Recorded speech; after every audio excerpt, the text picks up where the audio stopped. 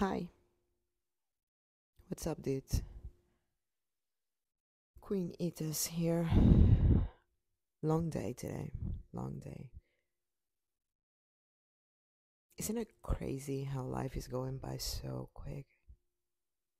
Like, it's almost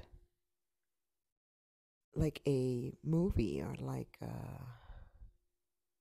it feels so surreal, you know? Like, we're really alive and we are really conscious. It's just crazy to me. And every day seems like as short as the day before. Like the days are missing hours for sure. There's so much more I would like to do. Or maybe it's not missing hours, but maybe humans require way too much sleep. I mean, it's a lot of sleep, 8 hours. And some people sleep even more, even longer. It's just crazy to me that we spend a third of our lives sleeping. Hmm.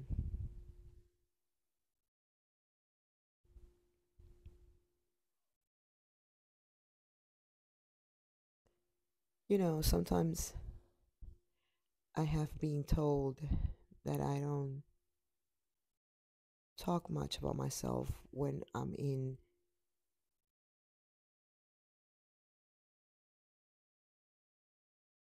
irregular social interaction. Like I'm always the one asking questions. And I've always done that, I think. I remember one time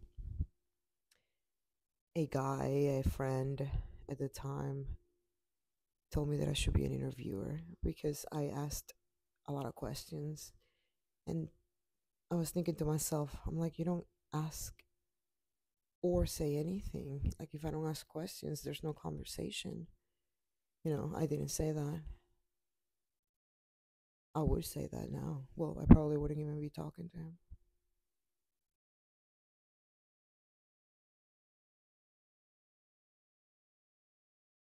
It just takes a bit of a skill to be a good conversationalist, to keep a conversation going and interesting and flowing, and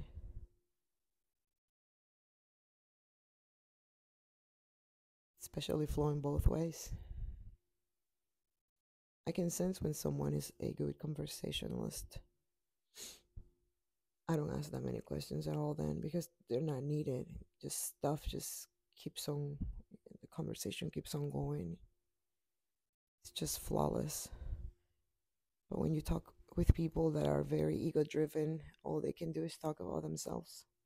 They want to tell their stories and their point of view and their perspective and their thoughts and their downloads and their experiences and it's like, that's great. And for the longest time, it was fine, I guess. But nowadays, I find myself not having the energy to entertain those type of situations. It's just exhausting at this point because I've been doing it for so long that now I'm more like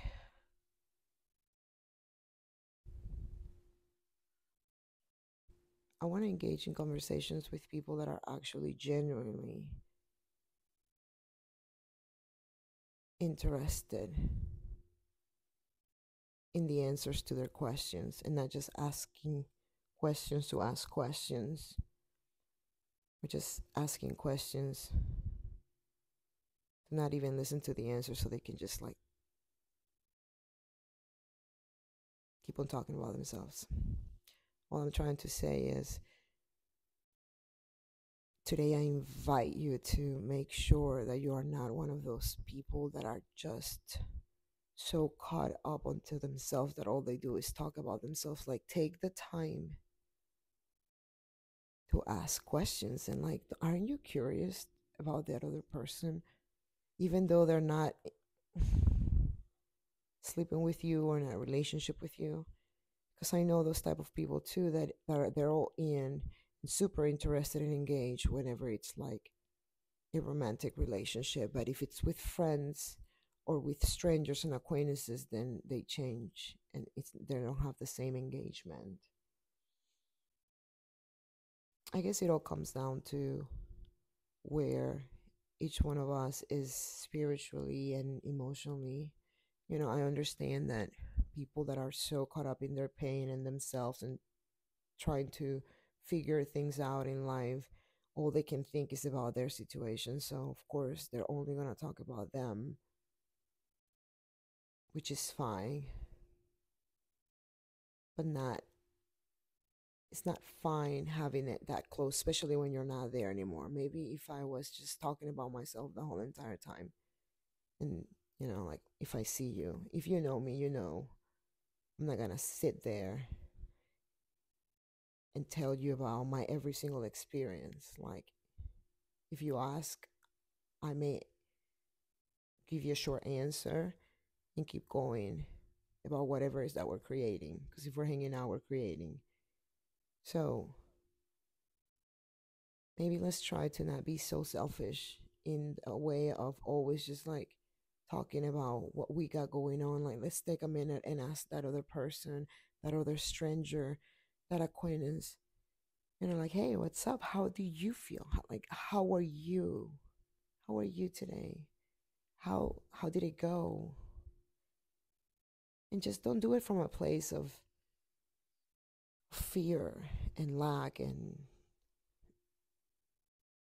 from a place of anxiety, like you just ask just because you're nervous, because you're socially interacting. So you're just going to say whatever just to try to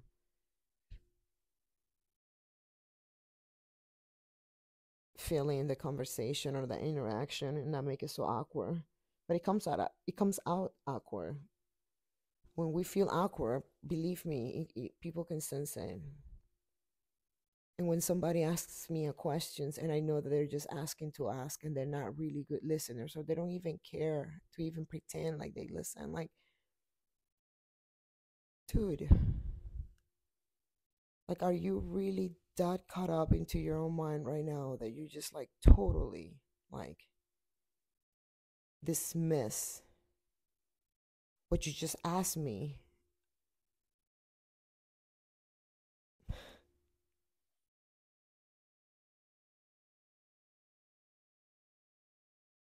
I don't have the energy anymore.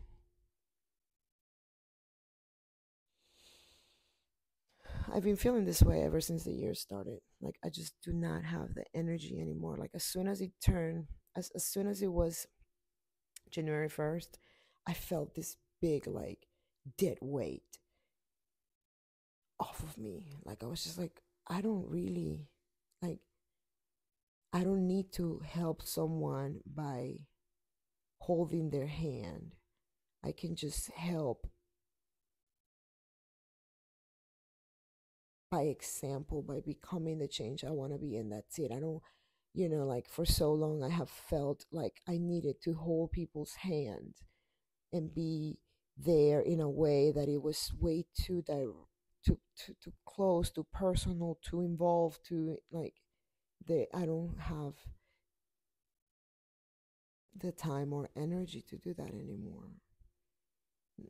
Even engaging with acquaintances that I don't even, online acquaintances, like, to whether before I would be a little more like, oh yeah, you have a great business idea. Yes, you can do this, and I can help you, and I can help you design your graphics and your logos, and I can tell you this. And no, I don't.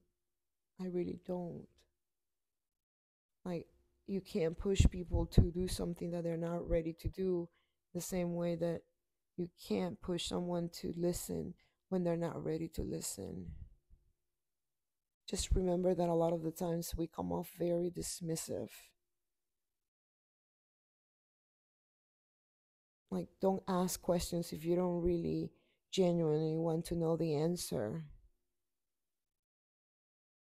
and find a way to want to authentically and genuinely want to ask questions and be interested in other people's lives from like the heart.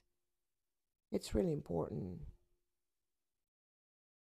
I don't know, guys. This whole entire social anxiety thing is just bunkers. Is that how you say it?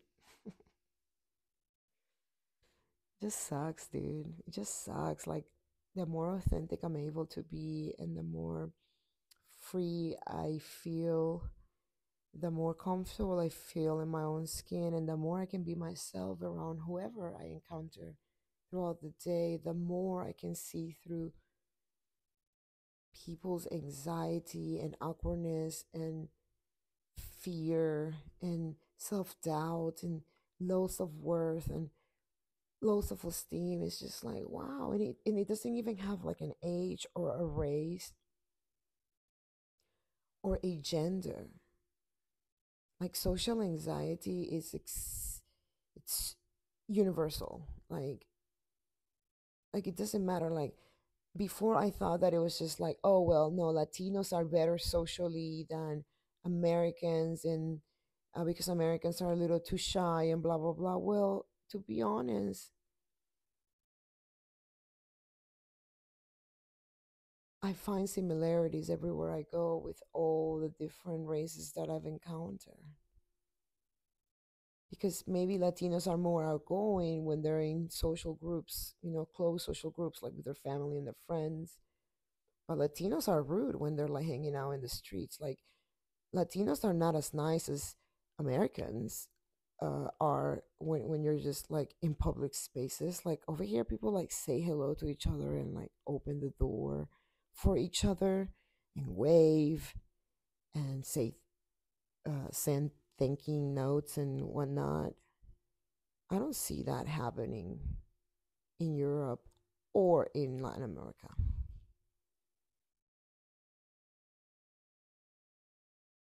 And I seriously doubt that I will find it in Asia, but we'll see.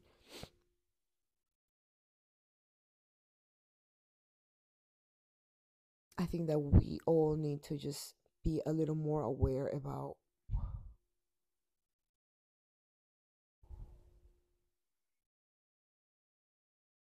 how social anxiety is just a mirage. Is that how you say it? Just an idea. It's not real. We just feel socially anxious because of the programming that we have had as children while growing up, by all of the thoughts and all of the encounters that we've had and all of the interactions that we've had. It's just, we're really not born socially anxious. One time someone told me I was born with social anxiety, and I was like, wow, he really believes that. Like he was dead serious. Like he said he was diagnosed that. And I mean, I'm yet to prove that to be right. I mean, maybe I assumed that it was wrong, and I still assume that it's wrong, but maybe it just doesn't make sense to me that a little tiny baby is born with social anxiety. Because social anxiety means that it's anxiety surrounding social encounters, and a little tiny baby hasn't had any social encounters. you know, you know what I mean, though, right? Oops, I just dropped this thing. I'm sure you noticed. Anyways, just think about that for a minute or two or three,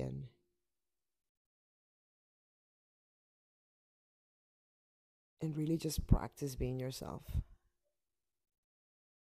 Like just try to be cool and just chill and relax and just be you and say what you mean and mean what you say and stand your ground, and just be cool. Just be cool and just go around life being cool to everybody. It doesn't matter how old they are, where they're from, or who they are, if they have money or they don't have money, or just be cool. Just be cool and just be straightforward and be honest and be authentic and be genuine and just be yourself. And learn to say no. Like that's another thing that we need to end, the whole yes ma'am syndrome that we have going on. And I was the first one to have it, to the point where one time someone told me, that you have a reputation around town that you're flaky. And yep, now looking back, yes, I was very flaky when it came to hanging out.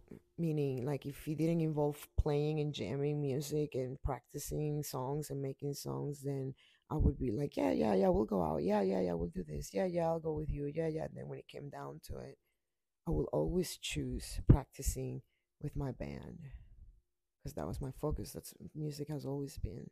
So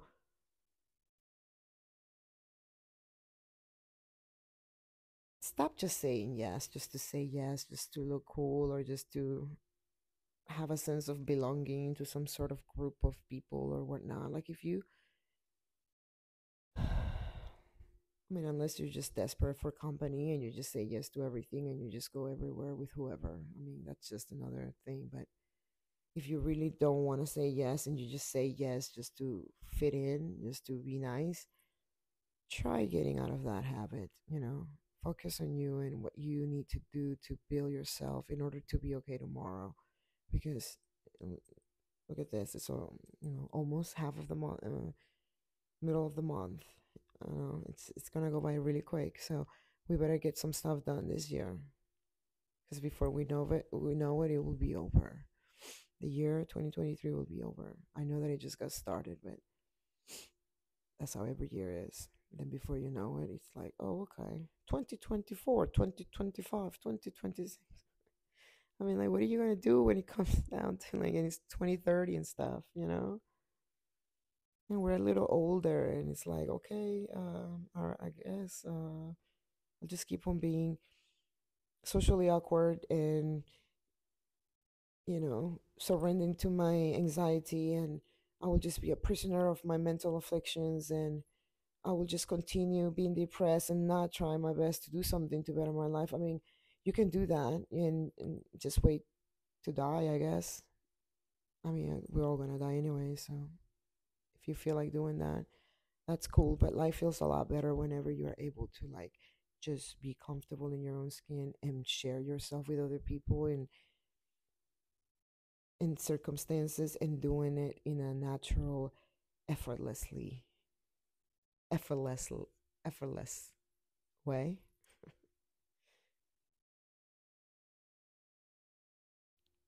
With very, it's really the best feeling in the world. The the feeling that brings me the most mental peace is to be able to be like light like a feather, like just doing things with very little effort, but doing them. That's when you get like, when you have practiced that one thing so much that you can just be like, okay, 3, 2, 1, go, showtime, and you just do whatever it is that you've been practicing. Well, today I'm asking you to practice being yourself. Let's work on that social anxiety and and our authenticity as human beings.